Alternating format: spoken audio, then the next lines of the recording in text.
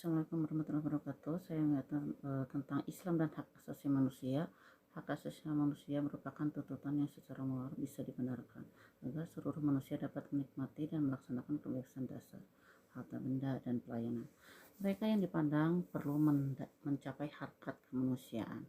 Dalam definisi ini, hak asasi manusia tidak hanya sekedar dikaitkan dengan sesuatu yang secara kaku menjadi kepentingan perorangan. Hak asasi manusia merupakan suatu prosedur atau cara bertindak yang harus diikuti oleh lembaga-lembaga pemerintah serta masyarakat dalam hubungannya dengan kemerdekaan, harta benda, dan pelayanan-pelayanan.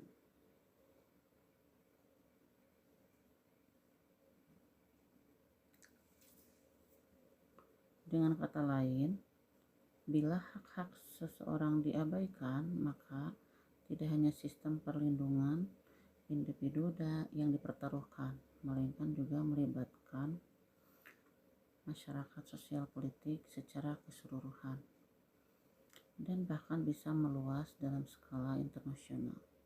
Bila kemerdekaannya dilanggar atau miliknya dirusak secara semena-mena, maka seluruh manusia harus juga merasa dalam bahaya.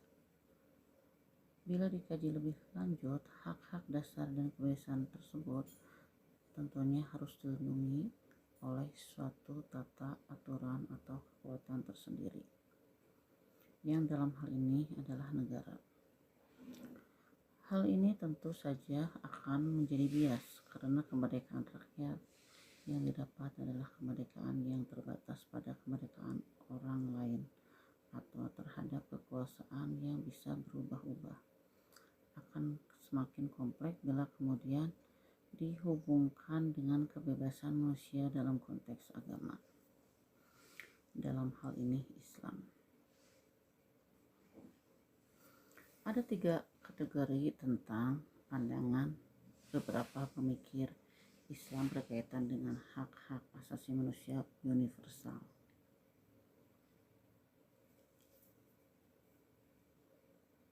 Satu, ada beberapa tanggapan tentang pasal-pasal yang ada dalam deklarasi PBB, yaitu pertama, ada prinsip-prinsip di mana prinsip Islam lebih baik daripada apa yang disusun oleh PBB. Dasar pendapatnya adalah Islam adalah di atas dan tidak ada yang mengunggulinya. Kedua, ada ketentuan-ketentuan yang bisa diterima oleh semua orang atau setidaknya tidak ditolak. Ketiga, ada ketentuan-ketentuan tertentu yang tidak dapat diterima oleh orang Islam. Contoh ini bisa dilihat dalam perbedaan menelaah pasal 16 tentang keluarga dan perkawinan. Al-Quran jelas menyebutkan bahwa wanita muslim tidak boleh menikah dengan non-muslim. Jadi kebebasan menikah atas dasar persetujuan masing-masing pihak seperti yang tertera dalam pasal 16 Deklarasi HAM PBB sangat tidak relevan dengan konsep-konsep yang tertuang dalam Al-Quran. 2. Sekelompok yang menginginkan dan menganjurkan adanya reformasi dan transformasi melalui peraturan Islam yang diperbarui secara menyeluruh dan dirancang secara baru untuk memenuhi kebutuhan revolusional dan sosial kemasyarakatan.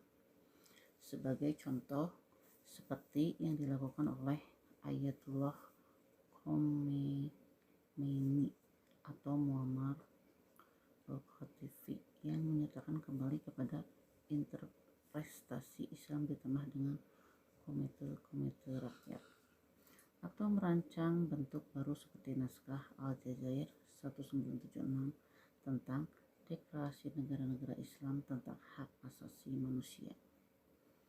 3. Di antara 2 kategori di atas, mungkin kategori ini lebih baik untuk diterapkan dalam kondisi modern umat Islam. Adanya kecenderungan untuk memunculkan suatu ijtihad baru tentang hak-hak asasi manusia secara reformisme konformisme internasional.